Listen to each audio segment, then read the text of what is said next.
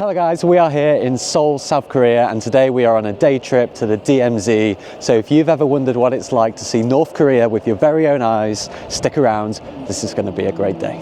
Most people visit South Korea for the vibrant, modern country it is today. For the skincare, the shopping, the food, and the pop culture. And we did too. But this is also a country still shaped by war and division, following the Korean War that broke out in 1950. We felt it was important to understand that part of Korea's story too, so we went to the North Korea border, a place most only ever hear about on the news. But today, we were going to see it for ourselves. Our early start was fueled by convenience store coffee, followed by a 90-minute drive to our first stop, Gamaksan Mountain. Leading the way was our guide Min, whose stories about her own North Korean ancestors made the tour not just educational, but deeply personal. It was a powerful reminder that wars like this are rarely a simple case of country versus country and do not really represent the views of their people. So I'm currently in my student accommodation from last year. I'm assuming this is some kind of military bunker overlooking the mountainside. I mean, the views are beautiful. It's clear, it feels like autumn, but this is very low. Like, I'm crouching now. You can't stand up in it. You couldn't stand in here, James. Korea was divided after World War II. The Soviet Union occupied the north and the United States the south. In 1950, North Korea launched a full-scale invasion, and within just 3 days, they had captured Seoul. After 3 years of brutal conflict, the Korean War ended not with peace, but with an armistice, establishing the DMZ, a buffer zone between the two nations. But no peace treaty was ever signed, and technically, North and South Korea remain at war today. So just on the other side of that barbed fence is the civilian control line, which is literally just south of the DMZ itself. So normally you can go into just over on the other side of that train, which is where you don't need an identification check. But I think we're actually taking a different route through today, which is why we need our passports with us. And then the steam train that is just positioned near to that civilian control line was actually used during the Korean War between 1950 and 53 and has literally been abandoned here for like I guess more than 50 years. She said 50, but I guess it means that it's more now. And you can still see the bullet holes on it from when it was actually used during the war. However, a little surprising to see that this area is actually very commercialised. We've got souvenir shops with an opportunity to send postcards home. There's even fair rides. There's places to get lunch. There's a Frank Burger. There's a convenience store. I guess that's a little surprising so far.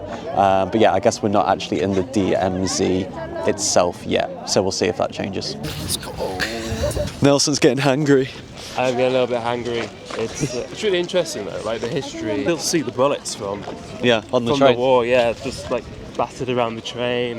So at the souvenir shop, I thought, and I think I'm going to make this my thing now. I'm going to collect world currency. So I decided to buy a North Korean won. That's 500. So that's, I mean, if the exchange rate is the same, I don't know. I said that's like 25p, but I paid 6 pounds for it. So there you go. That's my souvenir from this trip of the DMZ. No, look, the bus is moving. They're actually moving. Bro, I had to eat my burger in about 2 minutes. There's more than one blue bus, right? Because that one's actually driving off. Oh my god, that's it now. We've been abandoned at the DMZ. The 38th parallel line divides North and South Korea.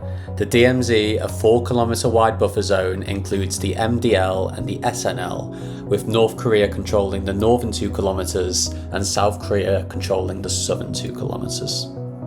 So we have crossed the southern limit line, and that means now we're inside the DMZ. Finally made it into the DMZ itself. Listen to that. They're playing K-pop music to agitate North Korea. Isn't that hilarious? So they're playing K-pop music, but the K-pop stars still have to serve in the military. So they could have been here as soldiers listening to their own music to agitate the enemy. So yeah, all those BTS stars and all the other groups that, to be honest, I don't know the names of, they, just like every other male from South Korea, have to do at least 1 year and 6 months in the military. I wonder if Heung-min Son did the same.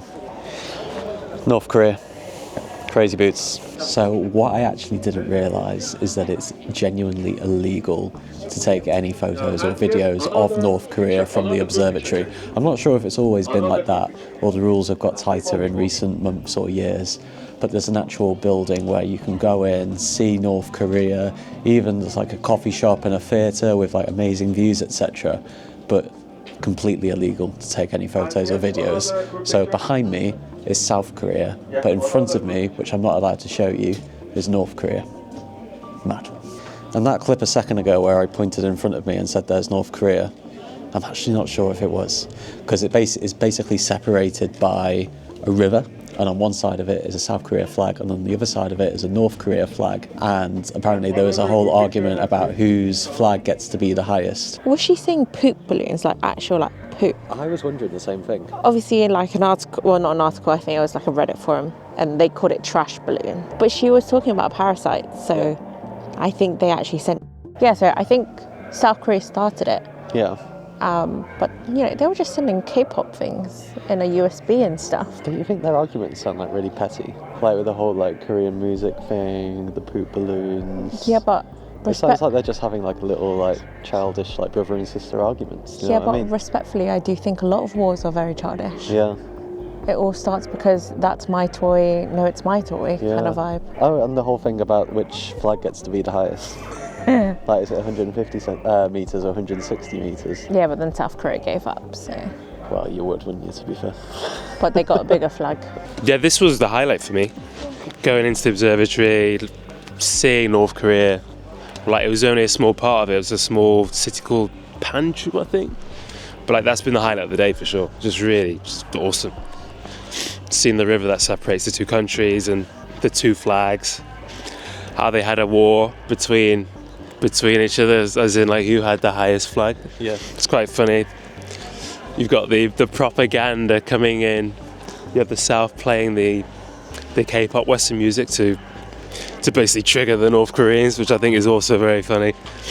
It's like this childish tit for tat behaviour, but it's been the highlight of the day. This for me, walking around and actually seeing like the 2% of the North, instead of like seeing it on TV and social media, it gives you a completely different vibe. Yeah, I enjoyed it.